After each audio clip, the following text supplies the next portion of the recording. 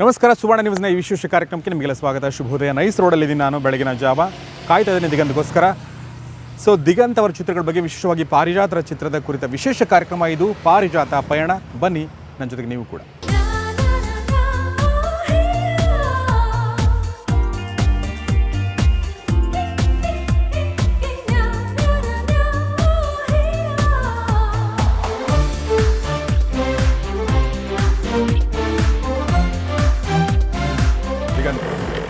ಹೇಗಿದ್ದೀರಿ?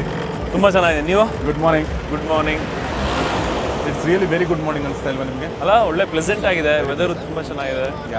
ತುಂಬ ಕಡಿಮೆ ನಮಗೆ ಈ ಥರ ಗುಡ್ ಮಾರ್ನಿಂಗ್ಗಳು ಸಿಗ್ತವೆ. ಯಾಕೆಂತಂದರೆ ಈ ಥರ ಗುಡ್ ಮಾರ್ನಿಂಗ್ ಇದ್ದಾಗ ನಾವು ಮನೇಲಿ ಇರ್ತೀವಿ, ಯೂಶ್ವಲಿ ಮಲ್ಕೊಂಡಿರ್ತೀವಿ. ಹೌದು, ಚಳಿಗಾಲ ಅಂದರೆ ಮಲಗೋದು ಸ್ವಲ್ಪ ಜಾಸ್ತಿನೇ ಅಲ್ವಾ? ಆಮೇಲೆ ನಿಮಗೆ ನಿದ್ದೆ ಅಂದರೆ ತುಂಬ ಪ್ರಿಯ ಅಂತ ಕೇಳಿದ, ಹೌದಾ? ಇಲ್ಲ, ಅದು ಆ್ಯಕ್ಚುಲಿ ನಾನು ಅಷ್ಟೆಲ್ಲ ನಿದ್ದೆ ಮಾಡಲ್ಲ. ಅಂದರೆ ಒಂದೊಂದ್ಸತಿ ನಾನು ಲೇಟಾಗಿ ಮಲಗ್ತೀನಿ, ಟಿವಿ ನೋಡ್ಕೊಂಡು ಮೂವಿ ನೋಡ್ಕೊಂಡಿರ್ತೀನಿ ರಾತ್ರಿ. ಓಕೆ. ಸೊ ಲೇಟಾಗಿ ಮಲಗಿದಾಗ ಒಂದು ಸ್ವಲ್ಪ ಲೇಟಾಗಿ ಹೇಳ್ತೀನಿ. ಅದು ಬಿಟ್ಟರೆ ನಾನು ಕೆಲಸ ಟೈಮಲ್ಲೆಲ್ಲ ಆನ್ ಟೈಮ್ ಇರ್ತೀನಿ. ನಿಮ್ಮ ಬಗ್ಗೆ, ಕೆಲಸದ ಬಗ್ಗೆ ತುಂಬ ನಿಮ್ಮ ಪ್ರೊಡ್ಯೂಸರ್ ಕೂಡ ಹೇಳ್ತಾ ಇದ್ರು, ಹಾಗಲ್ಲರಿ ಆ ಹುಡುಗ ಅಂತ ಹೇಳ್ತಾ ಇದ್ರು. Very fond of. Okay Diganth, ನಾವು ಪಾರಿಜಾತ ಮೂವಿ ನಿಮ್ಮದು ಚಿತ್ರ ರಿಲೀಸ್ ಆಗ್ತಾ ಇದೆ. ನನಗೆ ಯಾಕೆ ಅಟ್ರಾಕ್ಟ್ ಮಾಡ್ತು ಆ ಸಿನಿಮಾ ಅಂತಂದರೆ, ಒಂದು ಆ ಚಿತ್ರದ ಹೆಸರು, ಆ ಪಾರಿಜಾತ ಹೂವಿನ ಹೆಸರು, ಆ ಕತೆಗದ ಸಂಬಂಧ ಇದೆಯಲ್ಲ ಬೇರೆ ಪ್ರಶ್ನೆ, ನನಗೆ ಗೊತ್ತಿಲ್ಲ. But it's beautiful. ಆಮೇಲೆ ಏನೋ ಒಂದು ಕ್ಯೂರಿಯಾಸಿಟಿ ಕ್ರಿಯೇಟ್ ಆಗುತ್ತೆ. ಆಮೇಲೆ ನಿಮ್ಮದು ಮತ್ತು ಐಂದ್ರಿತಾ ರೈ ಪೇರು, ಆಮೇಲೆ ಕ್ಯಾಮ್ರಾ ವರ್ಕು, ಹಾಡುಗಳು ಎಲ್ಲವೂ ಚೆನ್ನಾಗಿದೆ. ಸೊ ನೀವು ಹೇಳಿ, ಹೇಗೆ ಬಂದಿದೆ ಪಾರಿಜಾತ ಅಂತ? ಪಾರಿಜಾತ ಒಂದು ವರ್ಡಲ್ಲಿ ಹೇಳಬೇಕು ಅಂದರೆ ಒಂದು ಫನ್ ಪ್ಯಾಕ್ಡ್ ಎಂಟರ್ಟೈನ್ಮೆಂಟ್ ಸಿನಿಮಾ ಅದು. ಓಕೆ. ಅದರಲ್ಲಿ ಕಾಮಿಡಿ ಟಚ್ ಜಾಸ್ತಿ ಇದೆ ಅಂತ ಹೇಳ್ಬೋದು. ಒಂದು ಯಾಕೆಂದ್ರೆ ಥ್ರೂ ಔಟ್ ದ ಸಿನಿಮಾ ನಾನು ಶರಣ್ ಅವ್ರ ಜೊತೆಗೆ ಇರ್ತೀವಿ. ಸೊ ಶರಣ್ ಅವ್ರು ಇದ್ದಾರೆ ಅಂದ್ರೆ ನಿಮ್ಗೆ ಆಬ್ವಿಯಸ್ಲಿ ಒಂದೊಂದು ಐಡಿಯಾ ಬರುತ್ತೆ, ಇದು ಒಳ್ಳೆ ಒಂದು ಕಾಮಿಡಿ ಸಿನಿಮಾ ಅಂತ.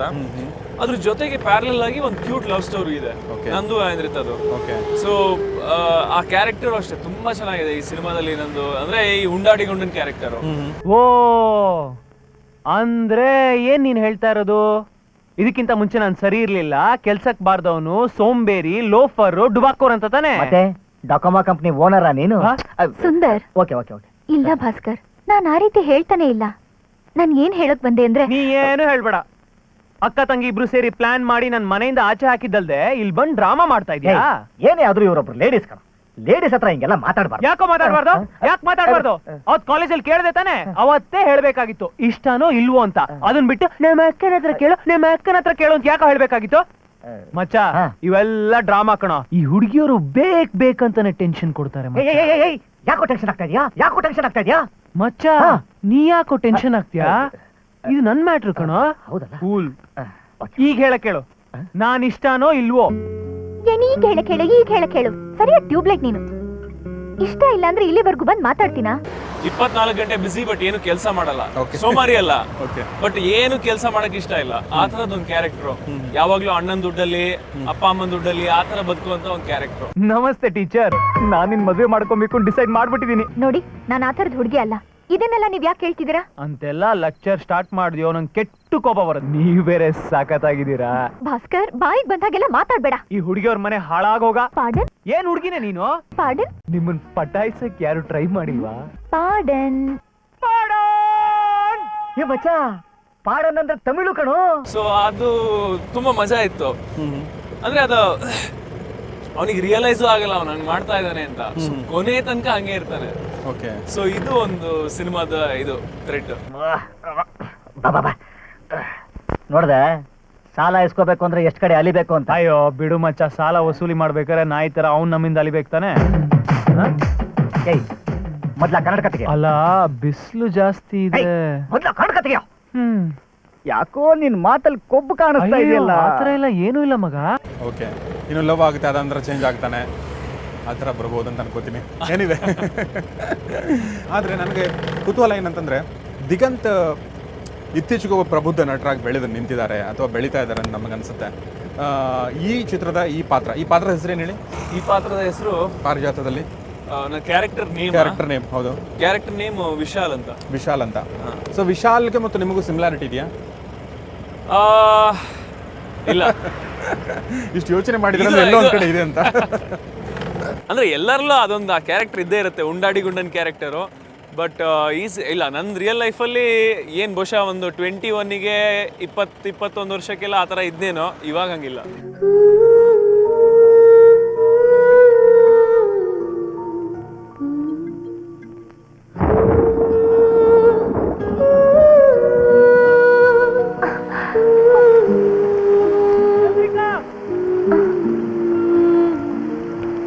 ಏನು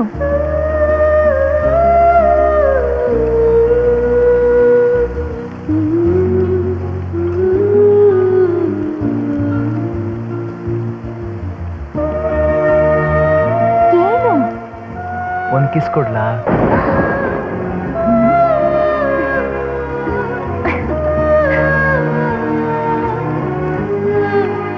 ದಿಗನ್ನ ನಿಮ್ಮ ಜೊತೆ ಇದೀ ತಾನೇ ಮಾತಾಡ್ತಾ ಇದ್ದೆ, ನಿಮ್ಮ ಫ್ಯಾಮಿಲಿ ಬಗ್ಗೆ ನೀವು ಹೇಳ್ತಾ ಇದ್ರಿ ನನಗೆ. ನಿಮ್ಮ ತಂದೆ ಪ್ರೊಫೆಸರ್ ಆಗಿದ್ರು, ನಿಮ್ಮ ಅಣ್ಣ CA ಮಾಡ್ತಾ ಇದ್ದಾರೆ ಅಂತೇಳಿ. ಅಂತಂದ್ರೆ ಎಲ್ಲೂ ಕೂಡ ಫಿಲ್ಮಿ ಕನೆಕ್ಷನ್ ಇಲ್ಲ ದಿಗಂತ್ಗೆ?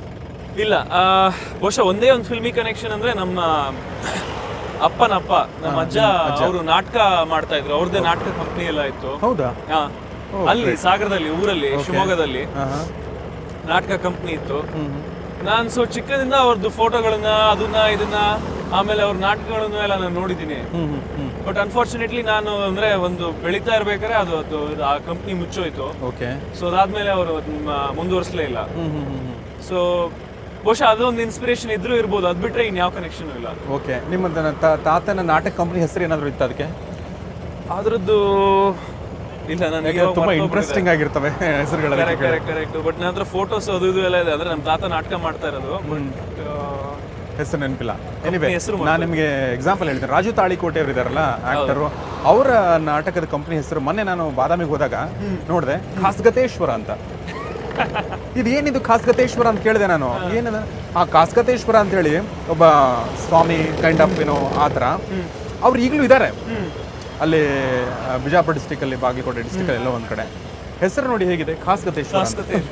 ಅದೇ ತರ ನೀನಾಸಂ. ನೀನಾಸಂ ನಾನು ತುಂಬಾ, ಅದು ನಮ್ಮೂರಲ್ಲೇ ಸಾಗರದ ಹತ್ರನೇ, ಹೆಗ್ಗೋಡಲ್ಲಿ. ನೀನಾಸಂ ಅಂದ್ರೆ ಏನೋ ಬೇರೆ ತರನೇ ಅನ್ಸುತ್ತೆ, ಬಟ್ ಅದು ನೀಲಕಂಠೇಶ್ವರ ನಾಟ್ಯ ಸಂಘ, ಆಮೇಲೆ ಹುಚ್ಚೇಶ್ವರ ನಾಟ್ಯ ಕಂಪನಿ ಅಂತ ಇರ್ತವೆ ಆ ತರ. ನನಗೆ ಅದಕ್ಕೆ ಕೇಳಿದೆ ನಿಮ್ಗೆ. ಏನಿವೆ, ನಿಮ್ಮ ಮನೇಲಿ ನಿಮ್ಮ ತಾತ ಕೇಳ್ಬಿಟ್ಟು ಹೇಳ್ತೀನಿ, ನಮ್ಮ ಅಪ್ಪನ ಕೇಳಿ ಖಂಡಿತ ಹೇಳಿ.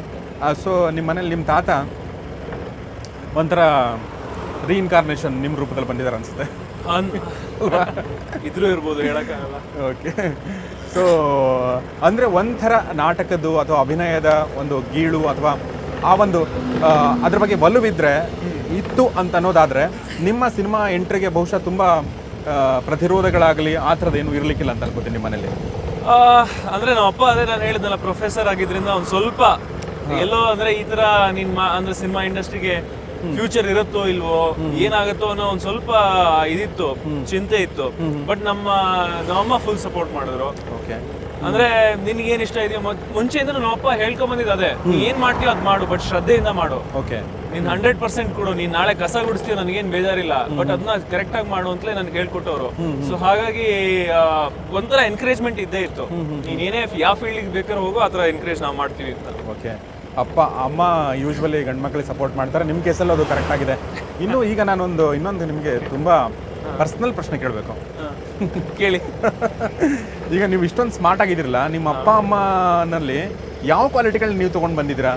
ಅಂದರೆ ನಿಮ್ಮ ಕೂದಲು ಯಾವ ಥರ ಇದೆ, ನಿಮ್ಮ ಕಲರ್ ಯಾರು ತೊಗೊಂಡಿದ್ದೀರಾ? ಯೂಶ್ವಲಿ ಹೇಗಾಗುತ್ತಂದ್ರೆ, ಈ ತುಂಬ ಸ್ಮಾರ್ಟ್ ಹುಡುಗಿರು ಅಥವಾ ಹುಡುಗರು ಏನು ಮಾಡ್ತಾರೆ ಅಂತಂದರೆ, ಅಪ್ಪ ಮತ್ತು ಅಮ್ಮನ ಬೆಸ್ಟ್ ತೊಗೊಂಡ್ಬಿಡ್ತಾರೆ. ನೀವು ಅಬ್ಸರ್ವ್ ಮಾಡಿಬೇಕಾದ್ರೆ, ಈ ಕಲರ್ ಅಪ್ಪನ್ ಚೆನ್ನಾಗಿದ್ರೆ ಅಪ್ಪನ್ ತೊಗೊಂಡ್ಬಿಡ್ತಾರೆ, ಫೀಚರ್ಸ್ ಅಮ್ಮನ್ ಚೆನ್ನಾಗಿದ್ರೆ ಅದನ್ನು ತೊಗೊಂಡ್ಬಿಡ್ತಾರೆ. ಸೊ ಅವರು ಆ combination of both good things, ಅವಾಗ ನಿಮ್ಮ ಥರ ಸ್ಮಾರ್ಟ್ ಆಗಿ ಹುಡ್ತಾರೆ ಅಂತ ಅನ್ಕೋತೀನಿ. ನಾನು ನಮ್ಮ ಅಪ್ಪನ ಥರ ಸ್ವಲ್ಪ ಜಾಸ್ತಿ, ಅಂದ್ರೆ ಕಲರ್ ಎಲ್ಲ ನಮ್ಮ ಅಮ್ಮಂದು, ಬಟ್ ನೋಡೋದಕ್ಕೆಲ್ಲ ಸ್ವಲ್ಪ ನಮ್ಮ ಅಪ್ಪನ ಥರ. ಓಕೆ. ಬಟ್ ಈ ಡಿಂಪಲ್ ಎಲ್ಲ ಎಲ್ಲಿಂದ ಬಂದು ನನ್ಗೆ ಗೊತ್ತಿಲ್ಲ. ಓಕೆ. ಸೊ ಡೆಡ್ಲಿ ಕಾಂಬಿನೇಷನ್ ರೀ ನೀವು. ಸೊ ನಿಮ್ಮ ಅಪ್ಪನೂ ನಿಮ್ಮಷ್ಟೇ ಸ್ಮಾರ್ಟ್ ಆಗಿದ್ದಾರೆ ಅಂದಂಗಾಯ್ತು. ನಮ್ಮಪ್ಪ ಒನ್ ಟೈಮಲ್ಲಿ ತುಂಬಾ ಸ್ಮಾರ್ಟ್ ಆಗಿದ್ರಂತೆ. ಅಂದ್ರೆ ಎಲ್ಲ ಹೇಳೋರು, ನಮ್ಮಪ್ಪನ ಫ್ರೆಂಡ್ಸ್ ಎಲ್ಲ ತುಂಬಾ ಸ್ಮಾರ್ಟ್ ಆಗಿದ್ರು. ನಾನು ಹಳೆ ಫೋಟೋಸ್ ಎಲ್ಲ ನೋಡಿದೀನಿ. ನಮ್ಮಪ್ಪನೂ ಅಷ್ಟೇ ತುಂಬಾ ಸ್ಟೈಲಿಶ್, ಆಮೇಲೆ ತುಂಬಾ ಈ ಡ್ರೆಸ್ ಕಾನ್ಶಿಯಸ್, ನೀಟಾಗಿರೋ ಬಟ್ಟೆನೆ ಹಾಕ್ಬೇಕು, ಆ ತರದ್ದು ಒಂದು ಕಾನ್ಶಿಯಸ್ ಮುಂಚೆಯಿಂದನೂ ಇತ್ತು. ಸೊ ನಮ್ಮಪ್ಪನ ನೋಡಿ ಬಹುಶಃ ನನಗೂ ಅದೇ ಬಂದಿದೆಯೋ ಏನೋ ಗೊತ್ತಿಲ್ಲ. ಬ್ಯೂಟಿಫುಲ್. ಸೊ ದಿಗಂತ್ ಜೊತೆಗೆ ಇನ್ನೂ ಸಾಕಷ್ಟು ವಿಚಾರಗಳ ಬಗ್ಗೆ ಮಾತಾಡೋದಿದೆ. ಪಾರಿಜಾತದ ಬಗ್ಗೆ ಕೂಡ ಮಾತಾಡೋಣ, ಚಿಕ್ಕದೊಂದು ಬ್ರೇಕ್. ಪಾರಿಜಾತ ಬಂದು